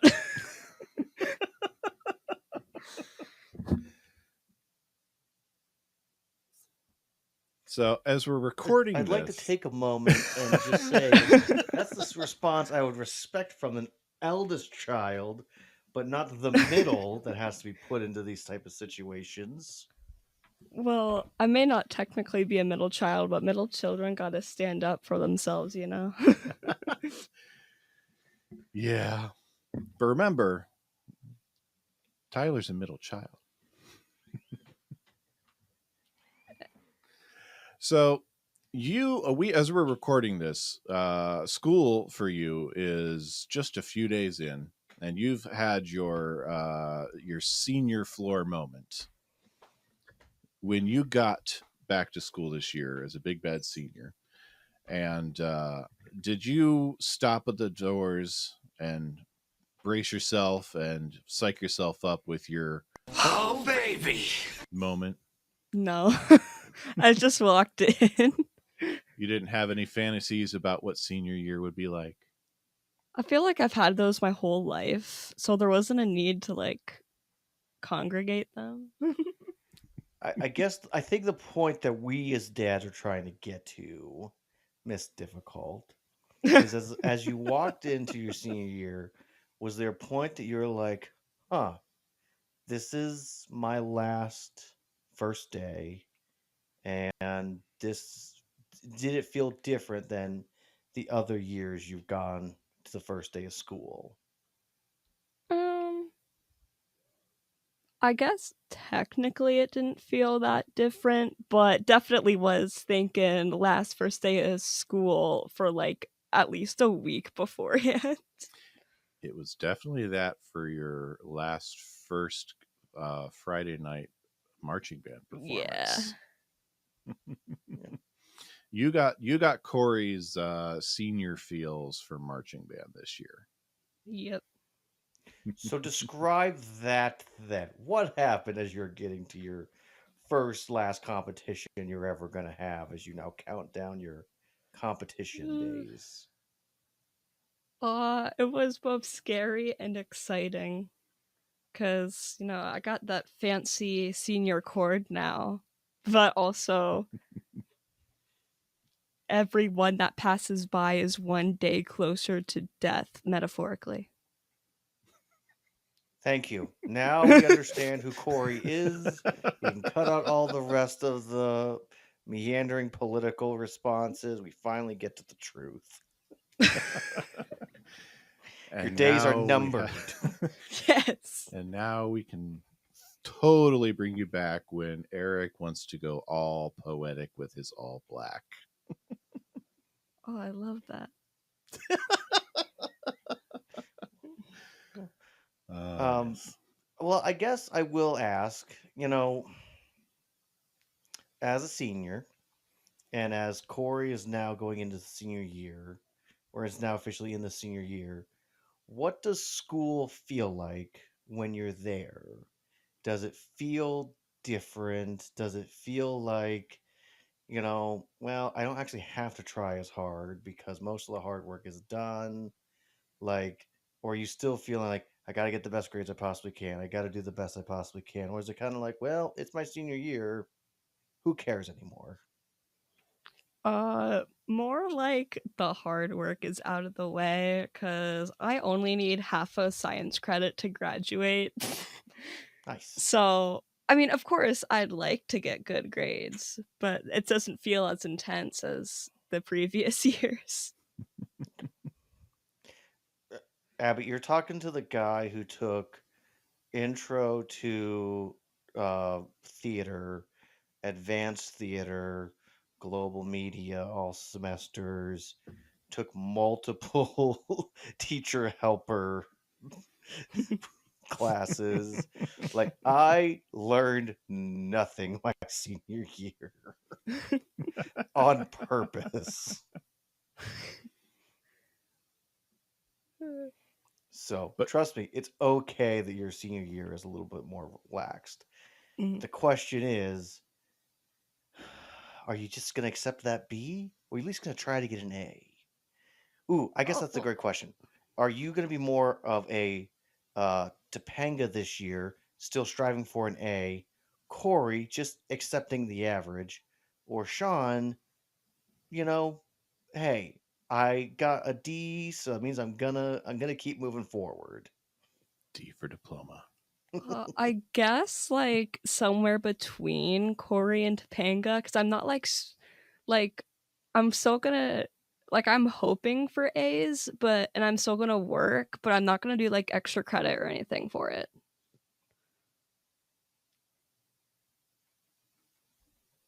Okay, fair.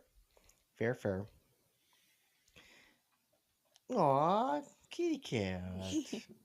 I found a cat. Eyes are so little. I think what's so trippy about your camera setup right now is where you are and where your daughter is.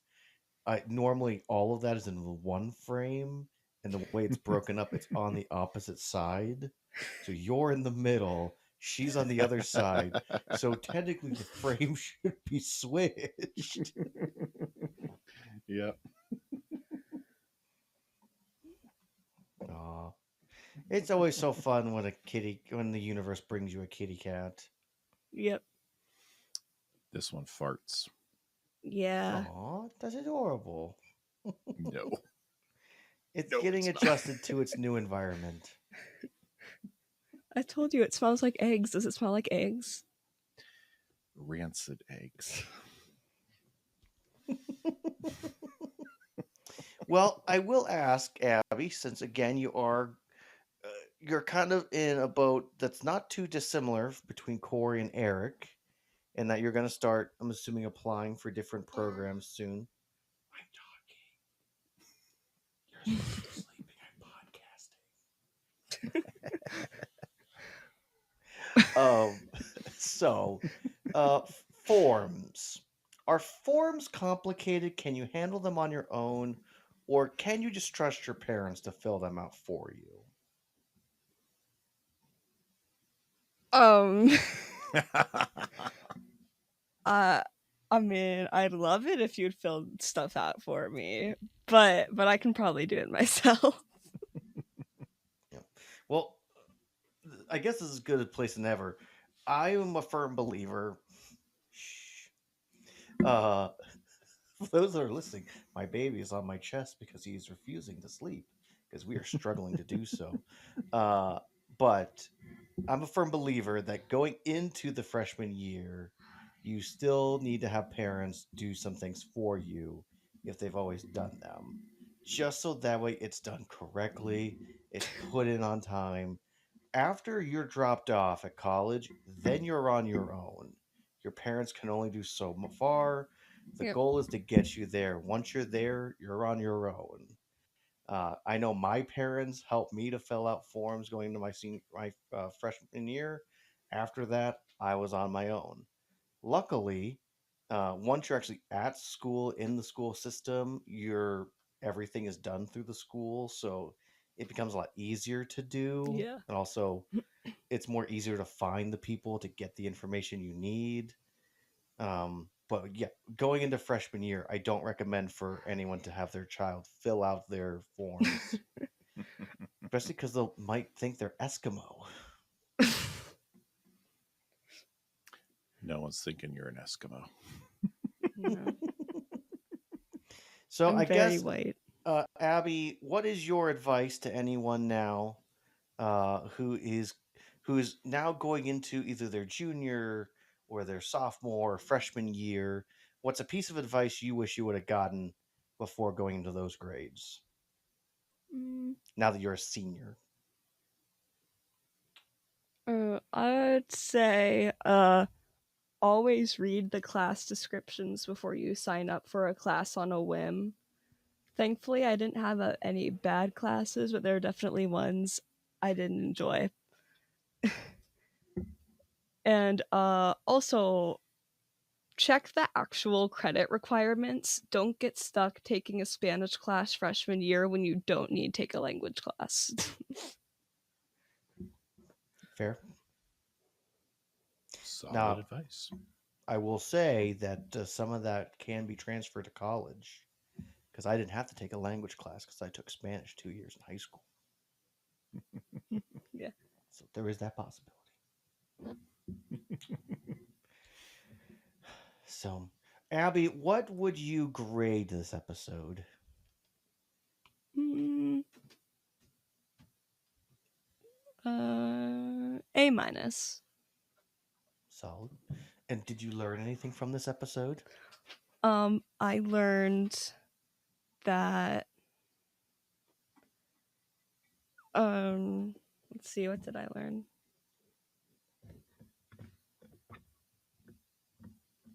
I learned not to fill out forms incorrectly and to not just show up back at home like, hey. Do you You didn't get rid of my bed, do you did think you? if your brothers are expecting you to leave and all of a sudden you return one day, they might be a little bit upset? Oh, yeah. Oh, you know one of them's claiming your room as soon as you're Yeah. gone. Or one of them is going to be booted into your room. Also very likely. Of course, then you're going to walk in, start working out because it's Big Daddy rocks, Big Daddy rocks. Big Daddy rocks. Yeah. All right. Well, thank you, Abby, for checking in with us. You're And welcome. I Yes. am confident we will see you again this season. Yes. Oh, yeah. Me too. Yes. All right. Thank you, Abby. Also, thank you, Henry, for joining us as well for this segment. And thank you, Anya, the cat. And we're back. So, Tyler, do you have any deep dives for us here in season 5? Maybe. People. Am I the only one who read the summer reading list? All right. I was really hoping that Abby would be here for this, but because I wanted to ask her what that device was that was on the wall of the high school. Maybe at some point I'll ask her later. But the payphone is on display at the school, and they will use that payphone. Interestingly, an article that was posted 2021. Apparently, according to the U.S. Federal Communications Commission, roughly there are 100,000 payphones remaining in the United States, which is down from the 2 million that were in use in 1999. Mm-hmm. So basically, we went from having a surplus of these items to now it's a super rare find. So it's like the species has been hunted too intensely, and now there's only so many that remain in the world. I did look up using Penn State because that is the biggest school in the state of Pennsylvania, where the show is supposedly a part of, and they have a pretty easy process for doing the housing. First, you have to be accepted, and there needs to be a letter saying that you have been accepted into the school. Then you can explore the housing preferences, view roommate assignment, and then move in and live on. So it's a pretty simple process that they have nowadays, made even simpler through, a lot of this now being done online. So There is more likelihood that teenagers could do this nowadays, I think, Brett. However, again, I recommend for any person who's going to be a freshman in college, just let your parent do it one last time. One last form they get to fill out for you. Let them feel nostalgic, and then they can be done filling out forms for you. So let's talk bed sizes, Brett. Let's talk bed sizes. hmm So in North America, we have twin size or single, twin XL. A lot of the sheets for dorm sizes are the twin XL. So that means that they have the same width, but they have a longer dimension to them. Not by a lot, though. You have a full or double, and then you have queen, king, and California king. Or if you're Shaq, you just get one as big as a living room, essentially, and circular. And of course, there are a bunch of other specialized things from cribs to a bunch of other weird things, but we're mostly going to focus on the major ones. Um, so mattress size use a non-numerical label such as king or full, but are defined in inches. Historically, most beds were twins or doubles, but in the mid 1940s, larger mattresses were introduced by manufacturers. These were later standardized as queen and kings. First made significant impact on the market in the 1950s, 1960s. Standard mattress depths range from the standard size of 9 inches to high contour up to 13. Um, and then I have below the dimensions of the standard sizes. So yeah, so Cory going as a with a twin size bed of 38.5 inches width and then 74 and a half length to a 35.5 width and a 74.5 height. So the height doesn't change at all, but the width does change. Oh no, I lied. I was looking at full slash double. For the width, that's 60 for a queen, and the height is 79.5. So, sorry, it does get longer, so Cory would be justified to go longer. Really, they should have gone with the twin XL for one more year, but hey, who's counting? I am. All right, so in the 90s, roughly the median rent for unfurnished apartment in the United States was about 600 for apartment standard. Nowadays it's about 18,000 or 1,800. Sorry, 1,800, not 18,000. 18,000 be ridiculous. But still, you got roughly a 30. You have a. It's not doubled. It's been third. 3 times as much. That's what I'm looking for. It's gone up 3 times since it was in the 90s. So I mean, for 3 people to be splitting roughly 6,000 or 600 for an apartment is not horrible, even if you're 2 people splitting that. Yeah, not too bad. Now, I mean, I will say that when my wife and I first got together, our apartment was 500, which we easily split very well. Um, and all of our apartments, because of the area we lived in, were always pretty reasonable. Um, the most expensive one we lived in was the house we had before we moved in to our house. So, but still was not as remotely close to what it is nowadays, which feels weird to say. Um, so here are some senior traditions, Brett, that we're gonna throw some of these out, and if you want to make a snide comment about them, feel free to. Some senior traditions that are important. So apparently, there's a concept called adopt a senior, where people can adopt a senior to help them through. And this is mostly during the pandemic, where people would send stuff to said seniors to help them in their endeavors of graduating and whatnot. Class ring, that's always been a big thing. Brett, do you have a class ring? No. Neither do I, and I went to public school. I was told it's a waste of time, don't get it. Yeah. I honestly, I don't see the point. Yeah. Decorating lockers. Apparently, some schools let you decorate lockers.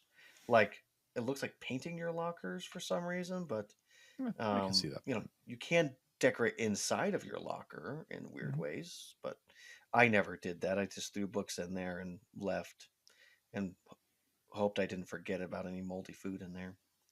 This is a new one, which I do find fascinating, and that is decorating a parking space. I have seen that pop up a lot lately. hmm It's become very popular, and I don't mind it. I've mean, seen a lot of really creative ones. hmm last first day picture. That's a big popular thing for people to do, like a first day picture, last day. So the last time you get to do that. Nerf/Water War senior tag. Don't know what that's about, but sounds like Sounds like Water fun. War that Cory was talking about first season. They might as well do it this season. Yeah. Senior breakfast. Apparently, some schools do this where it's like 100 days until graduation and seniors get to have a breakfast. Okay. Senior parade. Again, don't know what that's about. No clue. Apparently, some schools will do this as a way to start off the school year. Senior carnival/fun day. I mean, school's doing a fun day. I get that. Senior crowns, such as I guess people wear crowns. That's weird. Senior class gift. That I think has kind of died down a little bit on a tradition of class giving out a gift to the school. Yeah. I don't think my class has ever given anything to the school as a class gift. Yeah. Senior lock-in. That sounds so 90s. Senior night. I'm assuming that's to do with sports, which is important. Senior pictures. Senior prank. Senior skip day. Perfect attendance, even as a senior. Thank you very much. Senior sleep out. Senior t-shirts. Senior sunsets. Just throw the word senior in front of just about anything, and apparently it works. Senior Pretty much. sunrise. Senior trip. Senior wills? What? A way to pay tribute to friendship and memories from 4 years of high school. Seniors leave objects, experiences, and memories to friends, faculty, and students in their senior will. They may publish it in the yearbook. Okay, that's weird. That's kind of morbid. Yeah. Signing day. People, sign their letters of intent of joining a school, mostly for Yeah, that's mostly athletics. sports. Yeah. Senior ads. And that's it, Brett. Hmm. So those are all of the thing that your child as a senior apparently should be looking forward to.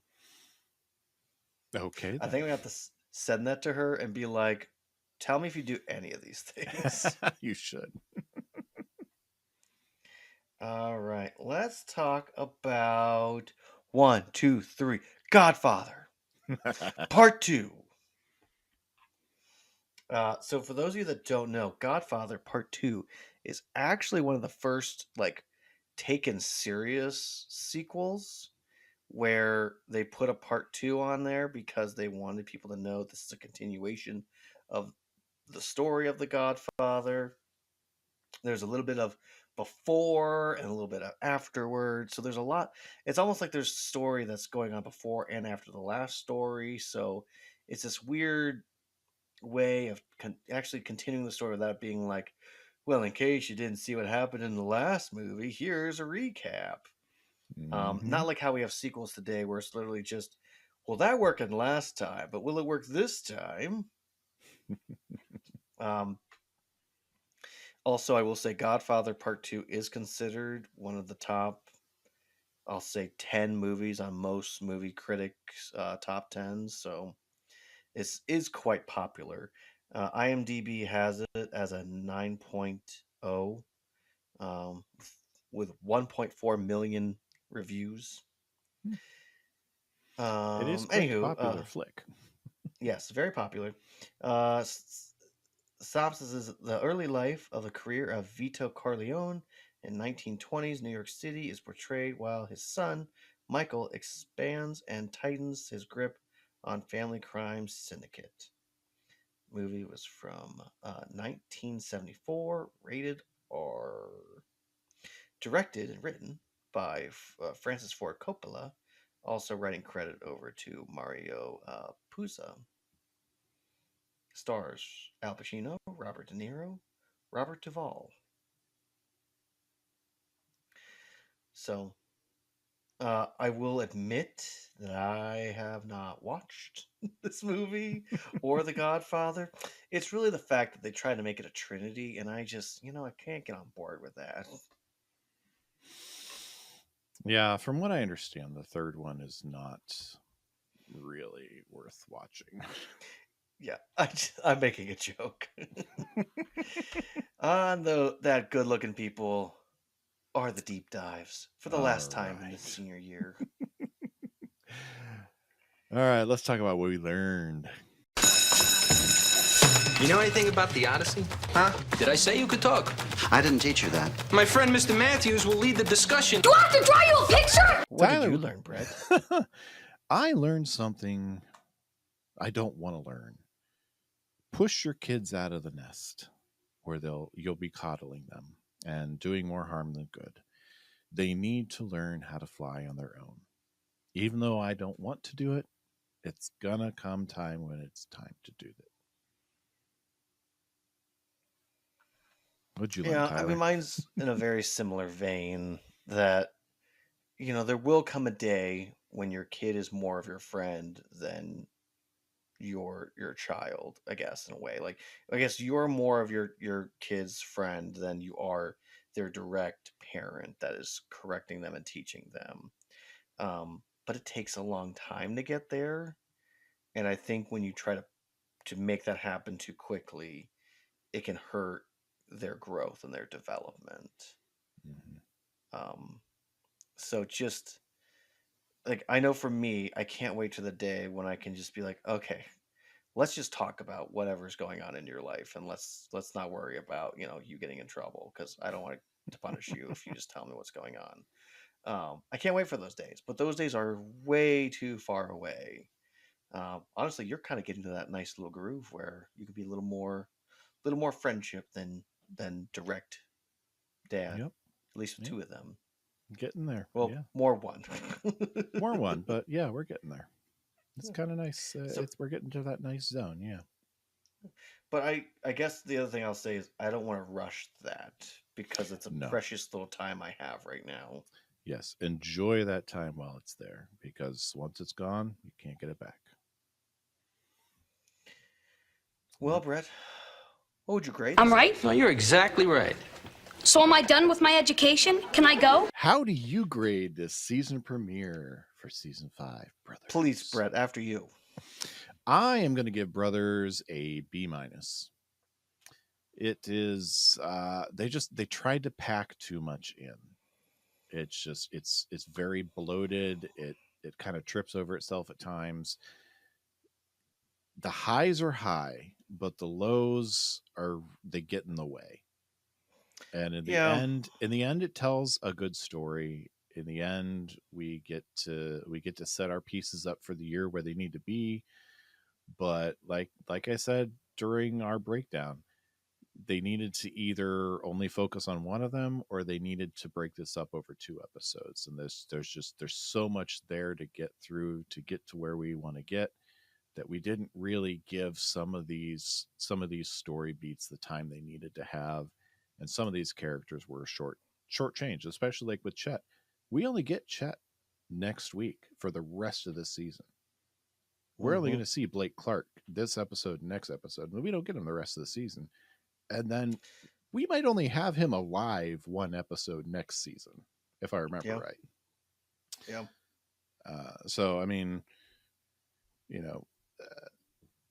B- for me. What about you, Tyler? I was hovering between an A- and a B+. And I think as we're going through the episode, it did start to irk me more just of Topanga's treatment this episode. And then just we really skipped over a lot of information that the writers didn't want to give. And so for that reason, I'll go B+. Still a great episode. Yeah. The highs of this episode carry more, but this season the standards to get an A is higher than it was before. And this is more in the realm of what was the end of the last season than the high point of cult fiction. So I go with the B+. All right. 1 B-, 1 B+. So, Tyler, I believe you have a dad joke for me before we I do. Close out the season premiere.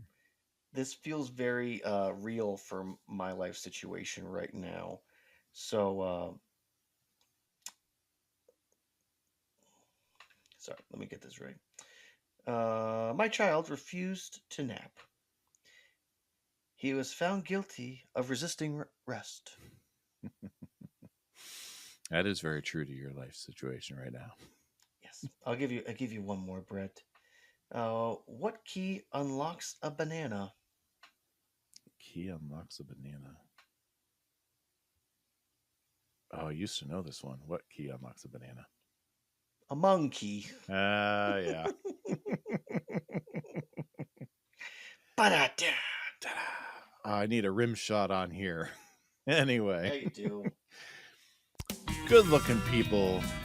Thank you for sticking around with us and jumping into season 5.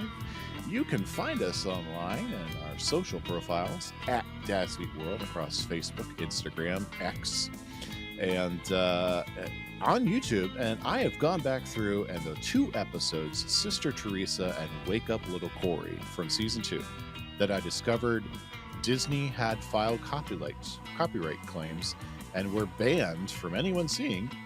I've gone through and clipped out a bunch of episode clips from the episodes, and they have been reposted, so you can go watch those on YouTube.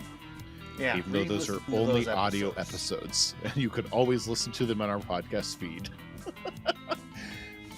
So check us out online. Send us an email at dadsmeetworld@gmail.com. Leave us a rating or a review wherever you're listening to us so that other people can find us. And swing by our shop. I'm going to be uploading our brand new Season 5 artwork to our dadsmeetworld.threadless.com shop, where you get stickers, magnets, shirts, hoodies, whatnot. And Tyler, until next week, where we're going to meet the real world, apparently. I'll see you, good looking. Well, Brett, before we see each other later, I have to say it's time to throw out our challenge to our good looking people out there. Oh, challenge. We've talked about this before, and I'm throwing down the gauntlet. If we get 100 reviews, whether it be on Apple or Spotify, as long as we have a total of 100 reviews, the dads are willing to do the dance from this season. Yeah. If you know what I mean. This I am sure. Yes, this I am sure. So, if you would like to laugh at how ridiculous we're willing to do the dance live on a video. So if you dare see 2 grown men do that, that's the challenge. If we get 150, we won't do it. If you want to stop us, give us like 200 and we won't do it.